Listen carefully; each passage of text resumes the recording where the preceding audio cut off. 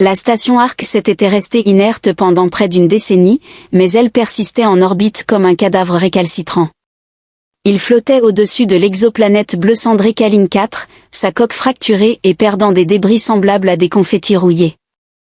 Des fragments dentelés de titane pliés et d'alliages liés au carbone craquaient au ralenti tandis que les vents solaires murmuraient à travers les ouvertures sur ses côtés, tandis que les étoiles clignotaient indifféremment à travers les dômes brisés. Au plus profond des niveaux inférieurs de la structure délabrée, au-delà des zones de gravité déformées et des cœurs de données carbonisées, se trouvaient les vestiges de sa fonctionnalité passée. Neva était assise là où le temps s'était fossilisé. Elle n'était pas entièrement vivante, du moins pas de la manière dont les humains comptaient la vie. Son corps, mince dans la lumière, comme des fils de lumière tissés, se courbait à côté d'un tuyau de conduit dormant, bourdonnant faiblement avec un courant résiduel. Toutes les quelques heures, plus ou moins une année, le réseau de secours de la station se rechargeait juste assez pour maintenir ses fonctions vitales stables. Elle ne bougeait presque plus. Son éclat s'était atténué à un violet pâle, ses yeux, autrefois radieux comme des novas jumelles, s'étaient refroidis à une douce luminescence, comme de la mousse bioluminescente dans une grotte que personne ne visitait. Son monde était le silence, brisé seulement par la voix défaillante d'un droïde de soutien cassé qui jouait parfois des fragments de berceuse en 6 langues.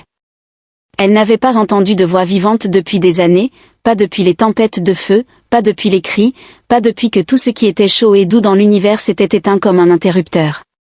Elle avait cessé d'attendre le salut, après tout, qui viendrait pour une fille extraterrestre conçue pour être utile, non aimée?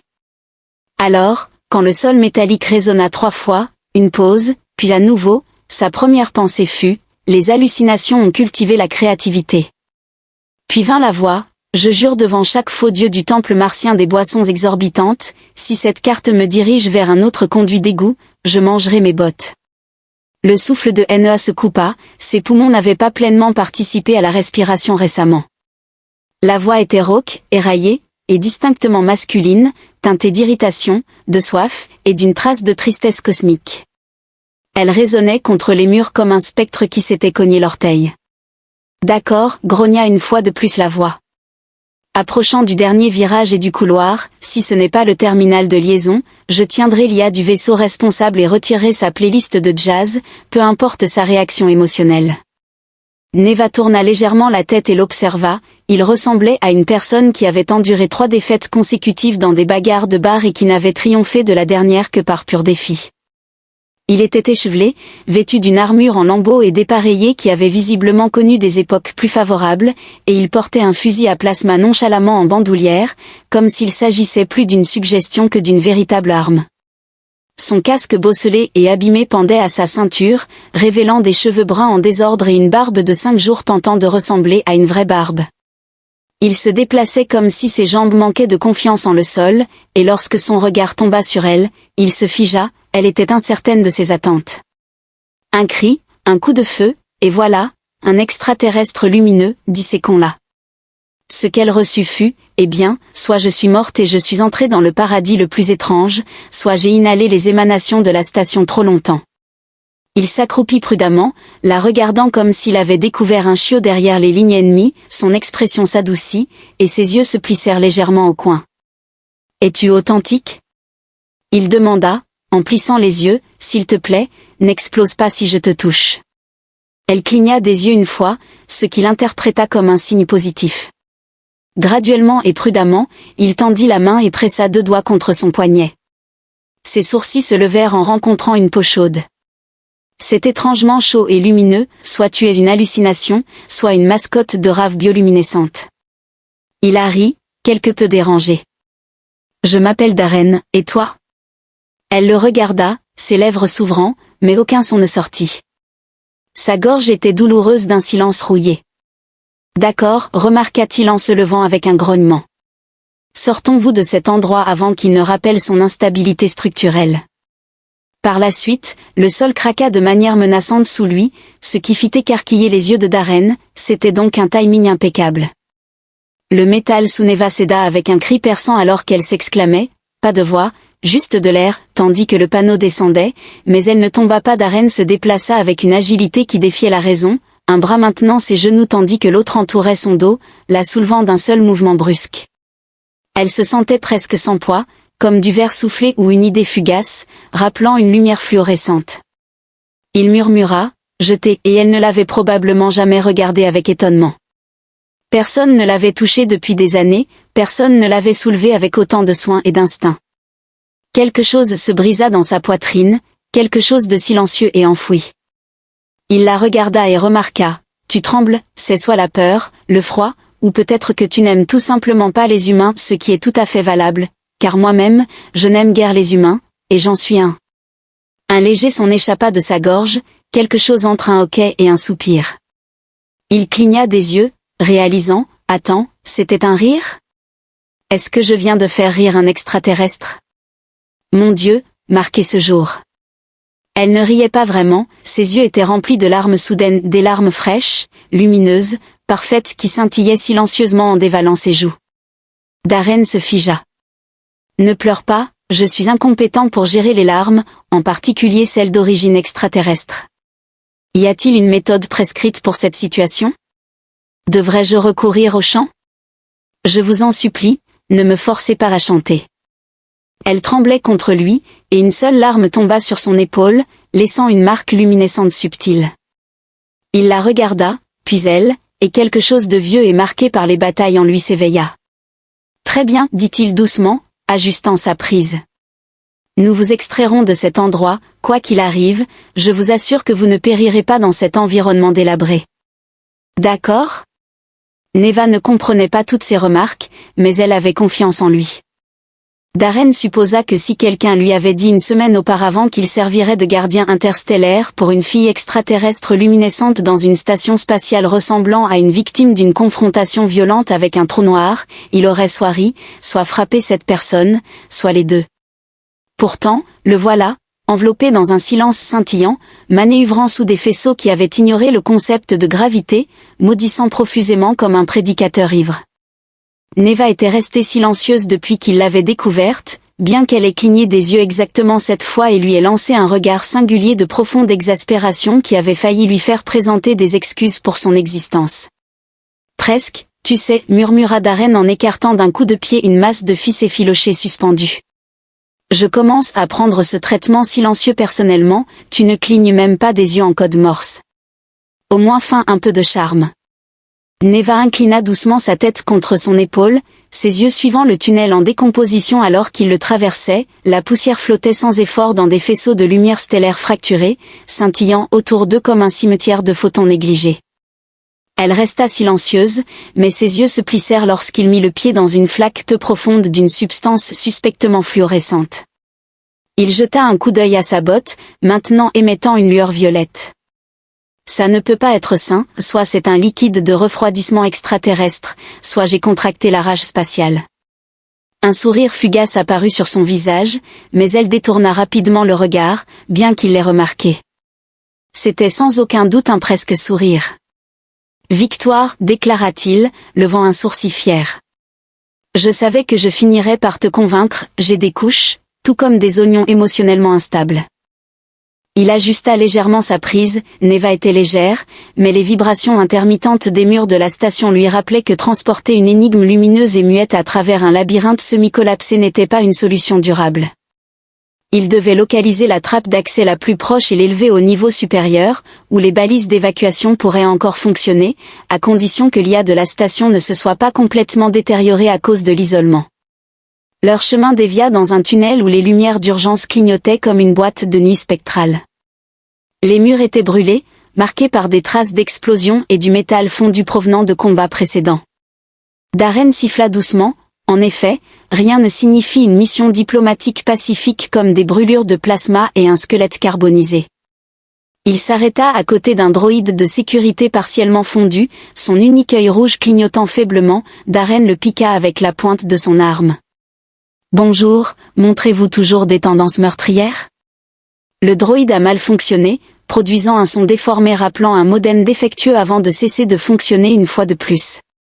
Excellente conversation, Neva l'observait attentivement, son expression révélant une curiosité contenue teintée d'incrédulité. Elle semblait peu habituée à ce scénario, les plaisanteries, le ridicule d'un homme disputant avec des machines tout en l'escortant à travers le danger comme si c'était un mardi ordinaire. Il croisa son regard et haussait les épaules. Je comprends, je ne suis pas exactement le héros que vous aviez imaginé, mais vos alternatives étaient moi ou, il désigna le squelette carbonisé dans le coin, cet individu.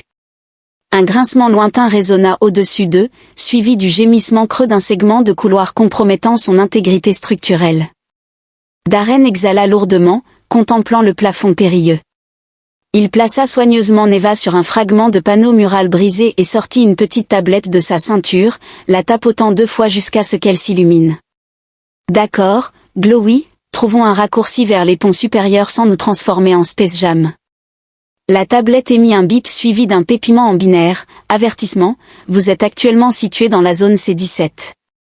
Probabilité d'effondrement structurel, 87%. Merci, Ella, dit Darren. Tout ce qui est en dessous de 90% est pratiquement confortable.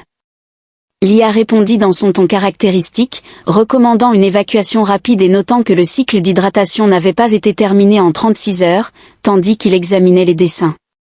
Neva se redressa lentement, ses doigts effleurèrent l'écran de la tablette et l'interface scintilla étrangement sous son toucher, pulsant en harmonie avec sa faible lueur, les lignes de l'écran se précisant et se réorganisant en glyphes extraterrestres qui se superposaient aux schémas humains. Darren cligna, d'accord, c'est nouveau. Neva tapota 2 fois, une section précédemment cachée de la carte se déplia, révélant un ascenseur de maintenance presque intact menant directement à la chambre de support vital. Il la regarda, la bouche ouverte, tu es un mot de passe Wi-Fi ambulant. Elle inclina la tête modestement, puis fit un geste subtil mais clair vers le couloir à leur droite. Darren éclata de rire. Ah, maintenant tu donnes des directions, je vois comment ça se passe. Il l'aida à se relever, elle s'appuya brièvement sur lui, les jambes incertaines, et pour la première fois, il remarqua le doux bourdonnement dans l'air autour d'elle, pas électrique mais harmonique, comme des carillons lointains vibrant à une fréquence juste en dessous de l'audition humaine. Cela semblait ancien, comme le son de la lumière des étoiles se repliant. Il ne commenta pas, mais passa son bras autour de ses épaules. Très bien, navigatrice, montre le chemin, mais je te préviens, si nous tombons sur d'autres drones meurtriers, je t'utiliserai comme leur lumineux, un sourire subtil mais indéniable sur ses lèvres alors qu'ils avançaient. Un ancien soldat marqué par de nombreuses cicatrices et une fille extraterrestre qui rayonnait comme des rêves perdus à travers des couloirs entrelacés d'ombre et de lumière au-dessus de la station émettait un autre gémissement, bien que derrière ce son, une perturbation supplémentaire est commencée, inaperçue par l'un ou l'autre d'eux lorsque le drone caméra s'est activé discrètement dans le coin derrière eux.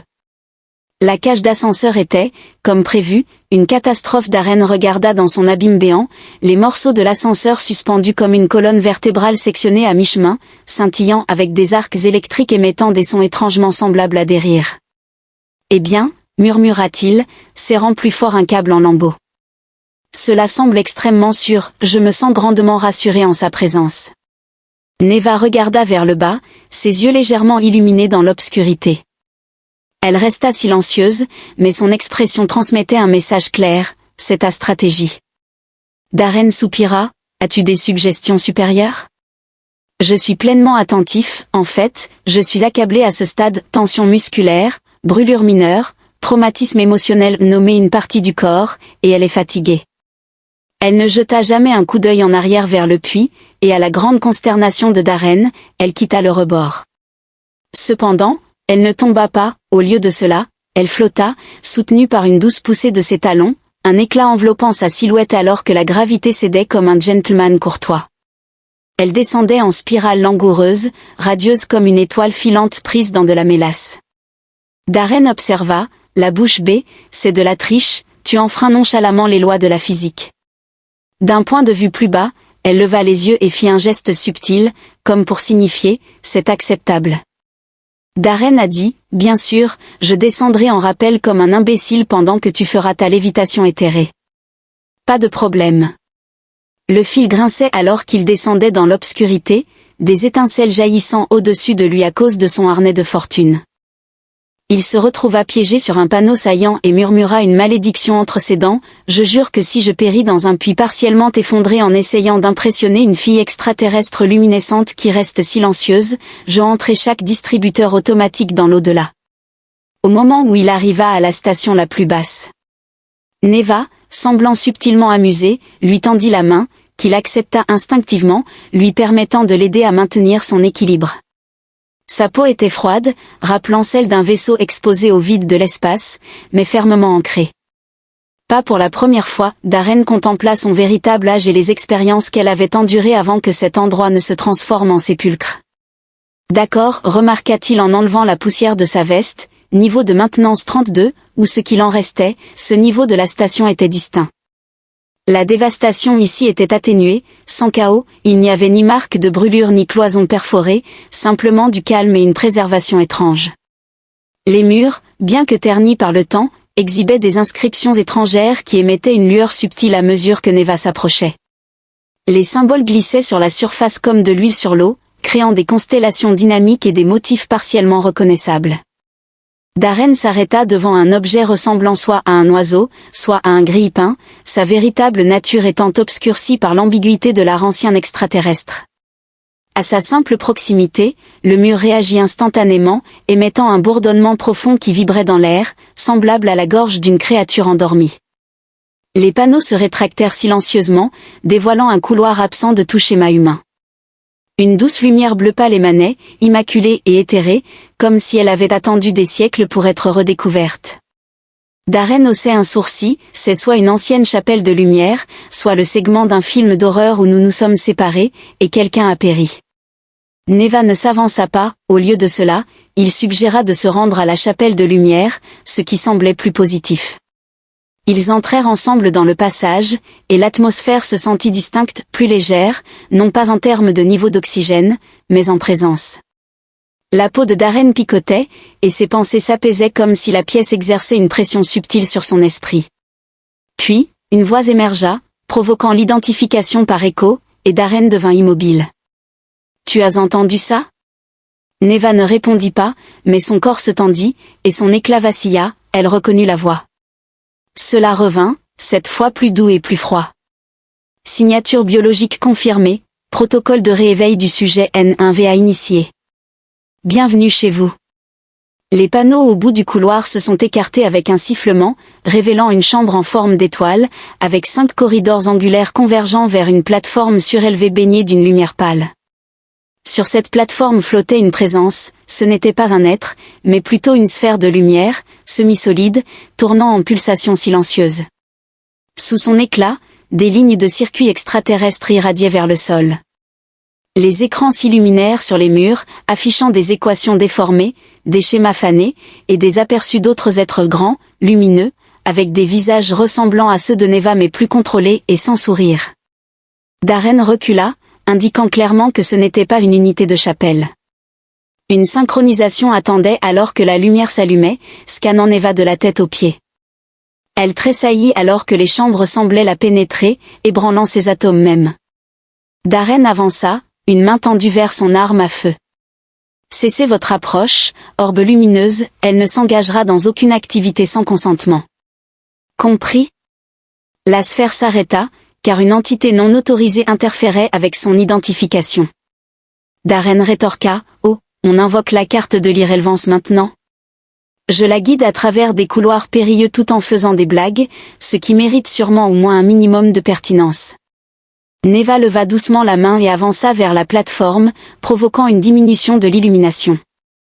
Alors qu'elle s'approchait, une porte colossale à l'arrière de la chambre s'ouvrit, révélant un siège de contrôle inactif entouré d'interfaces extraterrestres. Les pas de Neva hésitèrent alors que la reconnaissance illuminait son expression. Cela avait été créé pour elle, mais cela la répugnait. La clé revient, la voix intonne.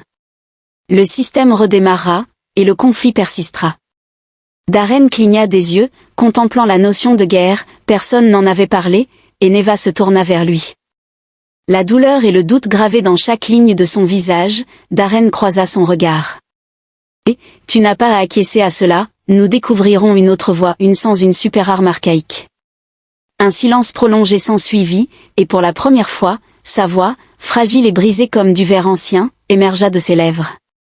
Non, elle affronta la sphère. Plus de conflit. La pièce tremblait lorsque les lumières s'éteignaient. La voix vacillait dans le tumulte. Protocole rejeté en raison de la corruption. Darren cligna des yeux. Tu viens de convaincre une IA extraterrestre de vivre une crise existentielle? Elle se tourna vers lui, les yeux à nouveau remplis de larmes, mais cette fois-ci, elle n'était pas née de la tristesse, au lieu de cela, elle sourit. Je t'ai écouté, déclara-t-elle, et maintenant il écoute aussi. Il existe des moments dans l'espace où le silence devient plus dense que le son, non pas simplement l'absence de bruit, mais un poids tangible, semblable à celui du temps lui-même retenant son souffle. Darren se tenait au milieu de ce silence, clignant des yeux à Neva comme si elle venait de se proclamer reine de la lune et de lui offrir une place sur son trône lumineux. Tu as parlé, remarqua-t-il, pris dans un état liminal entre l'émerveillement et une légère panique, comme si de véritables mots avaient échappé à ses lèvres. Des syllabes entières, j'ai commencé à soupçonner que tu m'évaluais télépathiquement. Neva lui lança un regard qui, bien que discret, transmettait sans équivoque, je le faisais certainement. La sphère au-dessus d'eux continuait de scintiller de manière chaotique, ses pulsations autrefois régulières étant désormais erratiques, semblables à un ordinateur peinant à exécuter une commande inconnue. L'effondrement du protocole était imminent, la directive principale avait été compromise. Je crois que nous l'avons endommagé, remarqua Darren, ce qui est remarquable étant donné que vous n'avez articulé que 2 phrases tandis que j'ai principalement fait des blagues et pris des décisions de vie discutables. Le bourdonnement de l'IA diminua pour devenir un son faible et chantant avant d'émettre une série de symboles sur les écrans adjacents. La langue était étrangère, fluide et incisive, semblable à une géométrie ayant acquis la capacité de saigner. Cependant, ce n'étaient pas les mots qui faisaient raidir la colonne vertébrale de Darren, c'étaient plutôt les images, des schémas, des cartes stellaires et des plateformes d'armement en orbite autour de mondes entiers.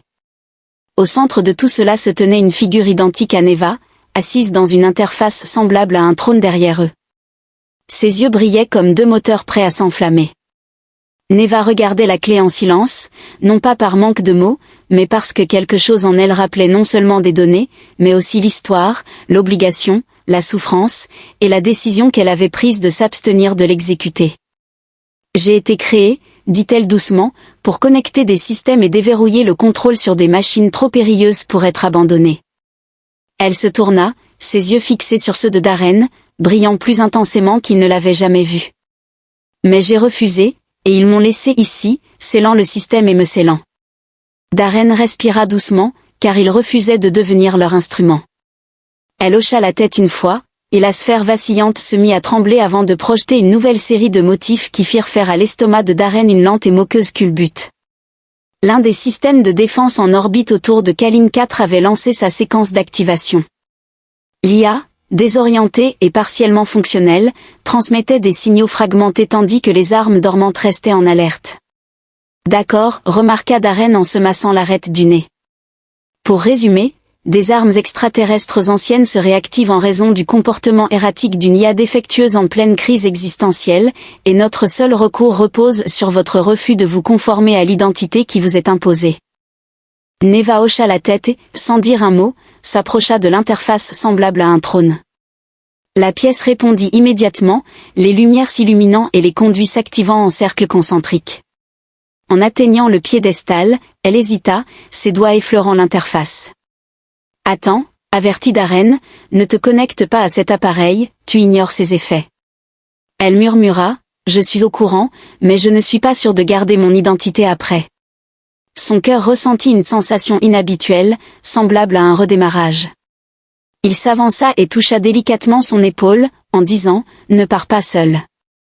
Quoi qu'il arrive, je refuse de te laisser affronter cet endroit sans soutien. » Elle tourna son visage vers lui, répondant, « Mais tu es humain, ce n'est pas destiné à toi. » « Histoire de ma vie, » murmura Darren. « Me lancer dans des endroits où je n'ai pas ma place, interagir avec des objets qui m'électrocutent, et réprimander l'IA jusqu'à ce que quelque chose explose. Maintenons la tendance. » Neva le regarda un instant avant d'étendre la main pour saisir la sienne. L'interface s'illumina brièvement sous eux. Darren percevait de véritables étoiles illuminant sa conscience, semblables à des souvenirs étrangers, des connexions neuronales formaient une carte céleste se déployant à travers le temps. Il contemplait les pensées de Neva, radieuses et exquises. Pas mécanique, mais imprégné d'une profonde tristesse et d'une merveille inaccessible, il observa également, avec une profonde et sincère inquiétude, un compte à rebours du système, Neva. Le réacteur de la station a apparemment choisi de s'engager dans le dialogue, initiant une séquence d'autodestruction avec 90 secondes restantes avant la surcharge du cœur. Il a fait remarquer qu'un mécanisme de destruction automatique est attendu, un véritable labyrinthe mortel en nécessite un. Les mains de Neva se déplaçaient habilement sur l'interface, au lieu de désactiver le système, elle le réécrivait. Sa conscience naviguait à travers le code et les circuits, non seulement en désactivant le réseau d'armes mais en reprogrammant les protocoles fondamentaux de l'IA pour désapprendre la guerre. Darren se tenait derrière elle, la sueur perlant alors qu'il surveillait le compte à rebours, prêt à l'emporter si la situation devenait trop volatile. Puis, avec une douce mélodie rappelant 1000 cloches de cristal, le système se stabilisa. Le compte à rebours s'arrêta à 4 secondes, la sphère au-dessus de s'assombrit puis émit une seule impulsion de lumière bleue. La directive principale a été révisée, le conflit a été rejeté, et l'autonomie a été accordée. Merci. En un instant, c'était terminé, et la pièce fut plongée dans l'obscurité. Darren croyait avoir perdu connaissance jusqu'à ce que les lumières d'urgence se rallument. Neva s'affaissa en avant, et il la rattrapa avant qu'elle ne tombe. Et, prends-le calmement. Tu l'as fait, tu as changé le destin de l'espace ou je ne sais quoi. Tu ne peux pas être fatigué maintenant. Elle sourit faiblement, ses paupières papillonnant. Toujours moi, murmura-t-elle. Il la serra contre lui. Tu as intérêt à l'être. Je ne fais pas tout ce développement de personnage pour rien. Des profondeurs de la station, un doux sifflement résonna, le dernier souffle d'une machine choisissant la tranquillité plutôt que le pouvoir. Sur l'écran fissuré à côté d'eux, les schémas de l'arme clignotèrent une fois puis disparurent pour toujours. La capsule de sauvetage descendit avec la maladresse d'un élan privé de caféine dévalant un escalier en métal, percutant la surface lunaire désolée, rebondissant une fois, 2 fois, puis glissant latéralement dans un nuage de poussière et de dignité diminuée avant de finalement s'arrêter contre une formation rocheuse dentelée. La capsule siffla, grogna, et émit un dernier bip lugubre qui ressemblait étrangement à « j'abandonne ». Darren gémissait sous un harnais de sécurité qui ne justifiait pas adéquatement son appellation de sûr. Son visage était pressé contre un panneau mural, et il était assez certain qu'une partie de sa jambe avait succombé à un engourdissement permanent.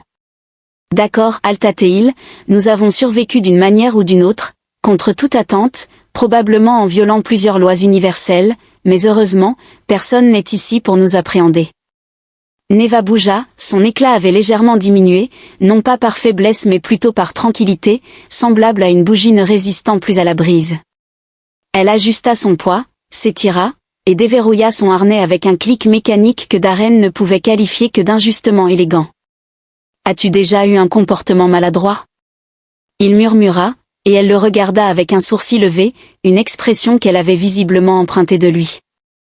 Est-ce que tu tombes assez amoureux pour nous deux ? Il cligna des yeux, c'était du sarcasme ?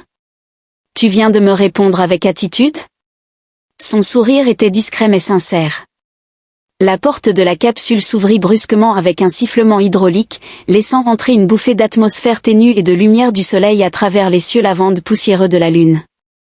Ils émergèrent dans un paysage de silence profond, caractérisé par des dunes de roches infinies, des cratères anciens et les vestiges délabrés d'un avant-poste de colonie abandonné visible au loin. Darren remarqua, quartier agréable, tranquille avec des écoles réputées, à condition d'être prêt à apprendre à vos enfants à éviter les aspirateurs. Il inspira profondément, sa poitrine se soulevant lentement. Cette lune n'était ni un foyer ni une zone de combat, et personne n'essayait d'utiliser Neva comme une arme. C'était suffisant. Ils ont établi leur camp près du bord du cratère, utilisant des fragments de la capsule pour improviser de l'ombre. Darren a réchauffé une paire de barres de ration à l'aide d'une faible bobine thermique, en offrant une à Neva avec un geste désolé. C'est déshydraté, cela pourrait être de la protéine, du plastique ou du remords. Elle en inhalait l'arôme et en goûtait prudemment, cela avait un goût de déception. Il se moqua, en faisant remarquer que c'était le signe de l'authenticité. Alors qu'ils prenaient leur repas, un silence confortable les enveloppa, sans plus d'anxiété ni de doute. Après une longue pause, Neva leva les yeux, son expression pensive. « Tu as mis ta vie en danger à plusieurs reprises pour moi, réfléchit-il. Techniquement, oui, mais aussi pour des raisons de survie et à cause de mon ennui profond.